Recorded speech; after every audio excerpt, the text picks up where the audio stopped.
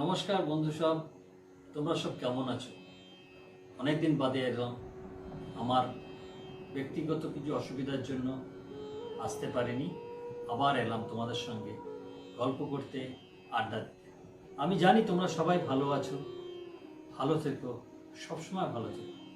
আজ তোমাদের কাছে এসেছি খুব ইম্পর্ট্যান্ট একটা বিষয় নিয়ে আলোচনা করবার জন্য। তবে প্রথমেই কয়েকটা কথা জানতে ভীষণ ইচ্ছা করছে। আমার যে ভিডিওগুলো হচ্ছে বা যে পর্বগুলো পাচ্ছ তোমরা, এটা শুরু থেকে শেষ অবধি দেখছো তো? যদি না দেখে থাকো তাহলে হয়তো তোমার কোনো হয়তো উপকারে নাও লাগতে পারে। আমার একটা অনুরোধ, তোমরা এই ভিডিও থেকে যদি উপকার পেতে চাও তাহলে শুরু থেকে শেষ অবধি দেখো, দেখবে ভালো লাগবে। এখনো পর্যন্ত আমরা যে ভিডিওগুলো করে এসেছি সেটা হচ্ছে আমরা বাঁচি কিসের জন্য, স্বপ্ন কিভাবে দেখা উচিত, স্বপ্ন সফল করতে কার ওপর, কিসের ওপর নির্ভর করতে হবে। এখন আলোচনা করব যে স্বপ্নটাকে সার্থক করে তুলতে আমরা কিভাবে শুরু করব। আছো তো তোমরা সবাই নিশ্চয়ই? যারা আমার চ্যানেলে নতুন তাদের কাছে অনুরোধ, তোমরা এই চ্যানেলটাকে সাবস্ক্রাইব করে নিও। যাদের ভালো লাগবে তারা লাইক করো। যদি কোনো বক্তব্য থেকে থাকে, যদি কোনো অনুরোধ থেকে থাকে, তোমরা আমার কমেন্ট বক্সে জানিয়ে দিও। চলো আজকের আলোচনা শুরু করি। তবে তোমরা জানো, আমার আলোচনা শুরু করবার আগে ভীষণ ইম্পর্টেন্ট বিষয় করে নিই। 1 নম্বর হলো মেডিটেশন বা ধ্যান, আরেকটি হলো কৃতজ্ঞতা জ্ঞাপন বা গ্র্যাটিটিউড। এই দুটো করবার জন্য নিশ্চয়ই আমরা কিভাবে করি আমার আগের পর্বগুলো দেখে নিও, দেখবে সেখানে বিস্তারিতভাবে বর্ণনা করা হয়েছে। আজকের যে ইম্পর্ট্যান্ট বিষয়টা নিয়ে আলোচনা করব সেটা হয়তো বেশিক্ষণ যেতে পারে। তার জন্য তোমরা যদি চাও এই ভিডিওটাকে আপাতত পজ করে অ্যাক্টিভিটি করে নিও, মেডিটেশন এবং গ্র্যাটিটিউড।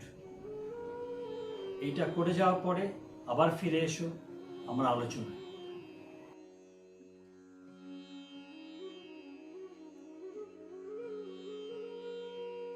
বন্ধুরা, নিশ্চয়ই তোমাদের অ্যাক্টিভিটিগুলো হয়ে গেছে। এবার আস্তে আস্তে চোখ খোলো, তোমাদের আগের পজিশনে চলে এসো, একটু জল খেয়ে নাও।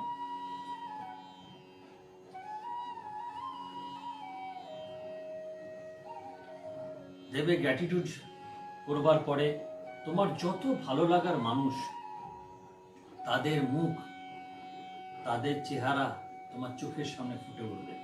তোমার তাদের প্রতি শ্রদ্ধা, ভালোবাসা জানিয়ে দেবে তুমি কতটা তৃপ্ত কাজের জন্য। এবার আসি মূল পর্বে। আজকের বিষয় হলো আমাদের যে 24 ঘন্টা আমরা কিভাবে ব্যবহার করব।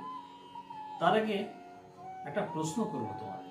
তোমরা কখনো সাকসেসফুল মানুষ দেখেছো কি? তাদের কোনো ছবি দেখেছো তো? বলো তো, তাদের কটা মাথা, কটা হাত, কটা পা? তোমার সঙ্গে কি তাদের কোনো মিল আছে? আছে তো? একটা বিষয় নেই, মানে তোমার সঙ্গে এবং তাদের বা আমার সঙ্গে তাদের একটা বিষয় পার্থক্য থাকে।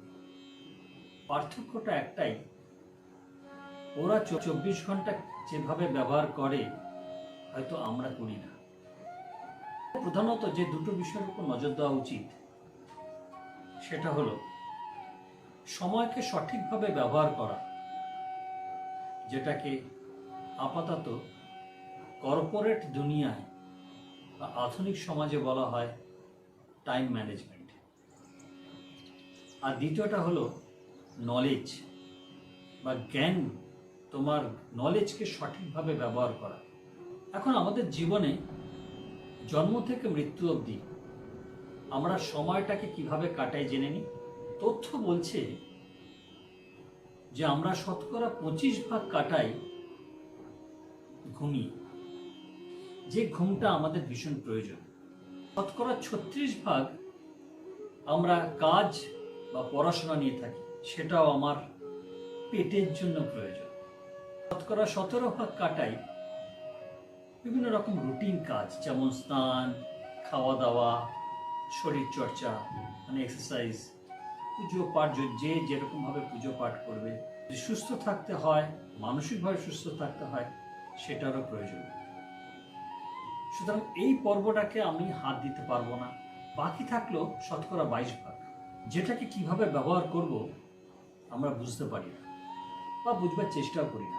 কিছুক্ষণ আগে বলছিলাম না, সাকসেসফুল মানুষদের সঙ্গে আনসাকসেসফুল মানুষদের পার্থক্য কোথায়? তারাও কিন্তু তোমার আমার মতো মানুষ।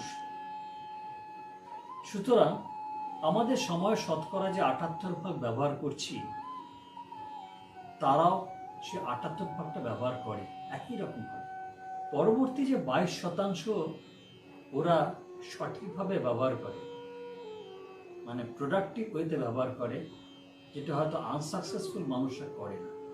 যারা সাকসেসফুল নয় তারা এই 22%টাকে ব্যবহার করে গল্প গুজব করে বা নির্দিষ্ট কোনো প্ল্যান ছাড়াই সময় কাটে।